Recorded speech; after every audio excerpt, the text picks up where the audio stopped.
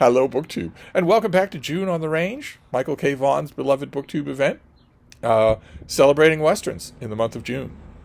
I love it. I love it so much that I have relegated all of my Western reading to the month of June. I don't do it at any other time, unless there's some fancy pants piece of literary fiction that comes out that is set in the Old West, and that almost never happens. Almost never happens that I need to pay attention to it. I don't need to read the latest Trailman novel written by an algorithm.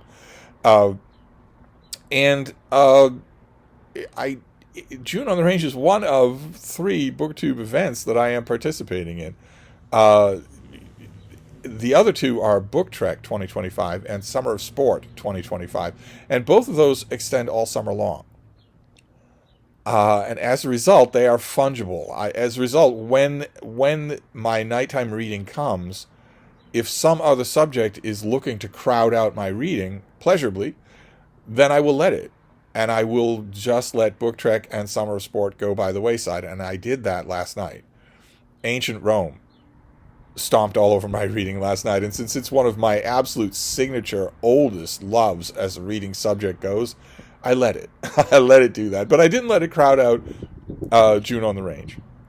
And my June on the Range pick for last night was motivated by a lot of you. I have been recently reading Wayne Overholser. And I have been praising his books, but there's always been a hint of hesitation involved, of qualification, where I've thought that they were not mild-mannered, but very self-satisfied. Not wanting to grab you, not wanting to do that at all, wanting rather to tell a story in a nice, let me set a spell and we'll have a jug next to us and we'll do that way. And I didn't object to that at all. I'm not saying that it's a bad way to tell a story, any kind of story. But Western novels, they revolve around gunplay and the fractious fighting of good and evil. I don't think they're 100% suited for such a narrative tone. And a number of you who love Wayne Overholser a lot more than I have said you should keep reading him. He isn't always like that. Sometimes his novels have bite to them. Bite is really what I'm looking for here. So I took your advice, and last night I read another Wayne Overholser novel. I think it was a little bit earlier than the others that I've read, and maybe that makes a difference. But it did have more bite, and it was very, very good. So I'm very grateful for that recommendation. I may do another Wayne Overholser tonight before I mosey on to some other author. The book that I read was Fabulous Gunman, and there he is in this cover illustration, drinking from a trough, but always watchful of guns in the background. And also he's crowding out the trough from the person who actually needs it. But anyway, that's an element of Westerns that I am routinely ignoring. I'm routinely ignoring how brutally the horses are treated at all turns and everywhere here. But this is about a gunman. And the novel says killing was his trade. This is about a gunman named Bill Womack, who, much like other characters in Wayne Overholser novels that I've read, I'm no expert on this author. Some of you who have emailed me have read everything he's ever written more than once, and not to be completist, but because you really enjoy him. I'm nowhere near that level at all, but a few of the novels that I have read by him have featured a character who wants to retire, basically. It makes me wonder about Wayne Overholser. Did he have hemorrhoids? Did he have a day job he hated? Why is it that so many of his gunmen want to stop what they're doing and retire to a nice quiet farmland or a ranch somewhere out of the way and live quiet? Why is it that so many of them want to do that? Well, anyway, Bill Womack wants to do that, and he is in Colorado, and he is fixing to prepare to do that when he is approached by a young man who wants him to take on one last job. A whole bunch of small ranchers are being bullied by a big rancher, by the biggest rancher in the territory, and they want a professional gunman to stand up for them. And Bill Womack takes the job. He's a little bit. I think the novel is a little bit unclear on why he does that. I mean, he falls in love. That happens in every Wayne Overholser novel that I've read. The main character falls in love. And that tends to motivate them, at least in part, in the rest of the novel. And I know that Wayne Overholser probably thought, that's just the touch that you want for a cheesy dime store Western. But it is a coincidence. It is a plot gimmick. It's not organic at all.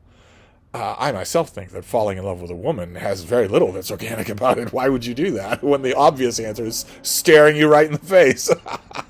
but even if you're going to let your standards lapse like that, I still wish I could tell this author, well, that is still a gimmick, It might be natural, the birds and the bees. It might be that people have been falling in love with each other for the dawn of time, but that doesn't make it any the less unnatural. It's still a weird gimmick to throw in there.